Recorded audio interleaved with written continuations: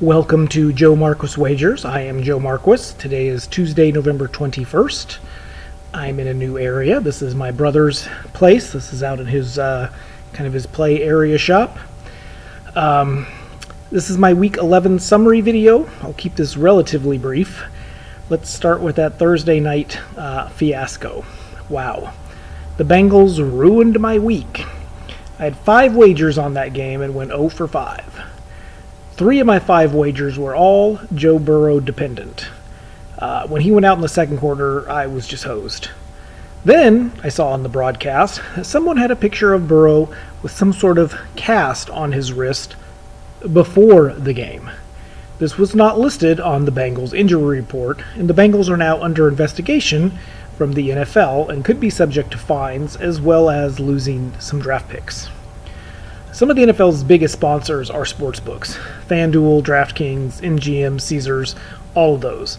This is a pretty big deal, and there's a lot of people who lost a lot more money than I did over this. I would not have made some of the wagers I did if I'd known Burrow was nursing a sore wrist. I probably would have just done the 2 Mitchell wagers, and then I would have just been 0-2. This is definitely a story I will continue to follow moving forward and just to see how this plays out. Since we are traveling, I only made 12 other wagers over the weekend, and I went 7-5 on those, so very respectable. The Packers defeated the Chargers 23-20. I had Musgrave exceeding his 2.5 receptions prop. He had 4 for 28 yards, so this was a win. The Chargers are now 4-6. Staley's seat is probably very warm at this point. I know I probably sound like a broken record when I say this, but that team has way too much talent to be 4-6. They have a future head coach on staff with offensive coordinator Kellen Moore. I'm just not sure what the Chargers are waiting for at this point. The Jaguars defeated the Titans 34-14. We had the Jags covering the 6.5-point spread. This one was never in jeopardy. This is one of my favorite plays.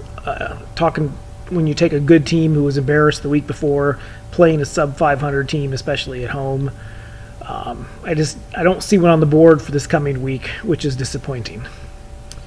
The Dolphins defeated the Raiders 20-13. I had Mostert exceeding his rushing prop of 57.5 yards. He rushed for 86, so this was another win.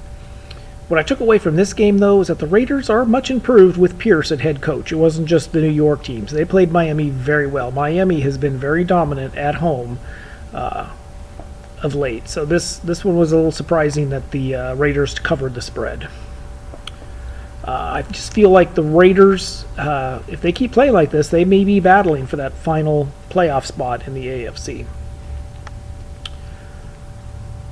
The Cowboys defeated the Panthers 33-10, and the Niners defeated the Bucks 27-14. I teased these two teams on a 6-point teaser. They both ended up covering their original spreads. But with the lower spreads with the teasers, I was so confident that I had as much money on this wager as I did all of my other wagers combined. So for my dollar value for the week, even though I'm down because of the Bengals Thursday night fiasco, as far as number of wins, my dollar value total was actually up for Week 11 because of this. They also both have favorable matchups in Week 12 as well, so teasing them both again is definitely in play. The Texans defeated the Cardinals 21-16. I had the Texans exceeding their team total of 27.5 points. It was looking good as the Texans scored 21 in the first half, but they then laid an egg in the second half and didn't score again. The other thing I took from this game is that the Cardinals are a much better team with Kyler Murray at quarterback. They're going to win some games down the stretch. The Cleveland Browns defeated the Steelers 13-10. I had the Steelers on the money line, so this one was a loss. Without Watson at QB, these teams are like mirror images of themselves. I'll be looking at under team totals going forward for both of these teams. I just don't see how they score going forward. If their defense doesn't score and give them small fields and get turnovers, it's hard for both of these teams to win. The Giants defeated the Commanders 31-19.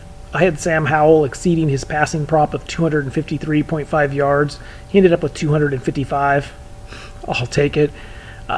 This was the most surprising outcome of the weekend for me. I thought the point spread was too much considering it was the Commanders, but I never thought they would lose outright. I mean, did the Commanders just lay an egg, or have the Giants turned a corner? The Commanders may have been looking past the Giants towards their rivalry with the Cowboys since they play on Thursday. So hard to say going forward. I'm just going to be careful with the Giants. I don't know if they were that good or if this was just, like I said, an egg by the Commanders. So we'll play them a little more conservative and probably go with a prop bet till we get a better feel on how that team is. The Lions defeated the Bears 31-26 with a late fourth quarter comeback. I had Amon-Ra St. Brown exceeding his receiving yards prop of 82.5. He ended up with just 77. This game was very close, and anyone who took the Bears to cover the spread made some money. Maybe sitting and watching someone else run this offense while he was injured will end up being a good thing for Justin Fields. The Rams. The Rams defeated the Seahawks 17-16. I had the Hawks on the money line. I didn't get to watch this game since I was traveling, but I was trying to follow on my phone. The Hawks were up 16-7 going into the fourth quarter, and I foolishly thought this was going to be a win. Very depressing. Now, Seattle has to face a Niners team suddenly on a roll again. This is also a Thanksgiving Day game. The Bills defeated the Jets 32-6. We had the Bills exceeding their team total of 23.5 points. They achieved this in the third quarter. Now the big question becomes, was this a one-time surge after firing their offensive coordinator, or will their offense start scoring more points consistently moving forward? So that will be definitely something that we'll need to keep an eye on. The Denver Broncos defeated the Vikings 21-20 with a fourth quarter comeback. I had Wilson exceeding his rushing prop of 23.5 yards. He did not even come close. I think he ended up with just one rushing yard. This was the first time in 4 games that he did not exceed his rushing prop. But this is 4 wins in a row for the Broncos. So it's another team to keep an eye on, that they may take a surge here down the stretch and battle for that last AFC wildcard spot. The Eagles defeated the Chiefs 21-17 in a rematch of the last Super Bowl. I had the game total under 46.5. This was also a win. Man, those Chiefs receivers continue to be a thorn in the side of the Chiefs offense. They had more dropped balls in this game that could have changed the outcome. They had a dropped touchdown pass. Even that fourth down play, it hit Watson right in the hands. That would have been a first down. Things could have changed at that point.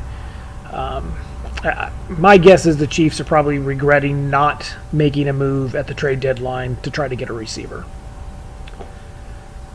There are 3 games scheduled for Thursday on Thanksgiving, and then there's another game on Friday on Black Friday. So I will put out a video tomorrow with my picks on these 4 games. So until then, thanks for watching, and please hit the subscribe button if you haven't already. Thank you.